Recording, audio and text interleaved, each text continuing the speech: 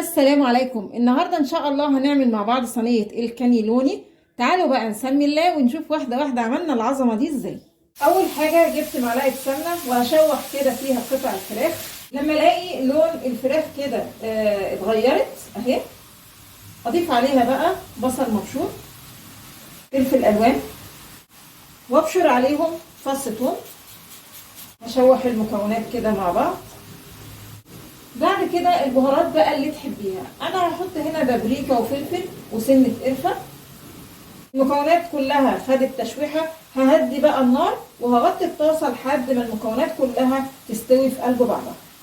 الخلطه خلاص استوت، هظبط الملح تمام قوي كده، والخلطه كده استوت ولازم تكون مفلفله كده ومش خارج منها اي سوائل.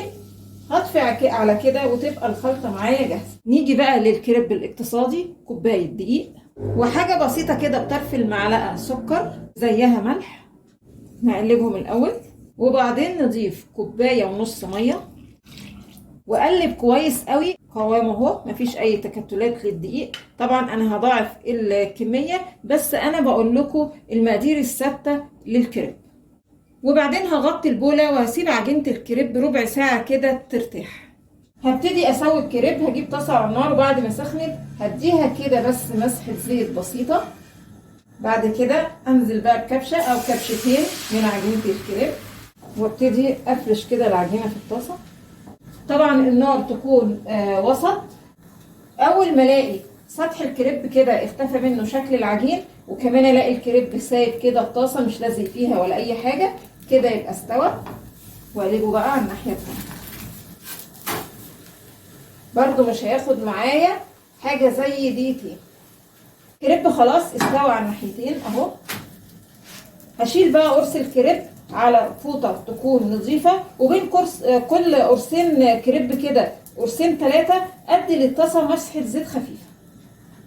هعمل بقى بشاميل خفيف. معايا هنا معلقه سمنه، هنزل بقى بالدقيق. انا عايزه بشاميل خفيف، يعني لكل كوبايه لبن معلقه واحده بس دقيق. انا عامله هنا 3 كوبايات لبن، فهشوح 3 معالق دقيق. الدقيق خد تشويحه وريحته ظهرت.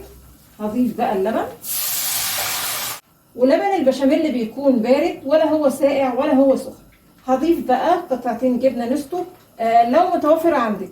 هي خطوه مش مهمه بس بتدي للبشاميل طعم حلو قوي. هظبط الملح. لما البشاميل يتقل معانا كده واحنا بنقلبه وبعد كده تظهر الفقاعات دي، يبقى كده البشاميل جاهز. وهطفي على كده.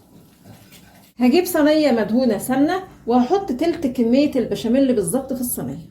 وبعدين اجيب الكريب بقى ابتدي احشيه. علشان ان الكريب معاكم يطلع ان شاء الله النتيجه كويسه، زي ما قلت لكم الطاسه بدهنها زيت بسيط. انا مش عايزه اقلي الكريب، هو مجرد بدهن زيت علشان قرص الكريب ما يلزقش في الطاسه. وكمان يعني انا حاطه كبشه بس من عجينه الكريب، لكن لو انت الطاسه بتاعتك اكبر، انا الطاسه بتاعتي متوسطه، لو الطاسه بتاعتك اكبر يبقى هتحتاجي كبشتين. اهم حاجه يبقى رقيق كده، ما يبقاش طالع سميك.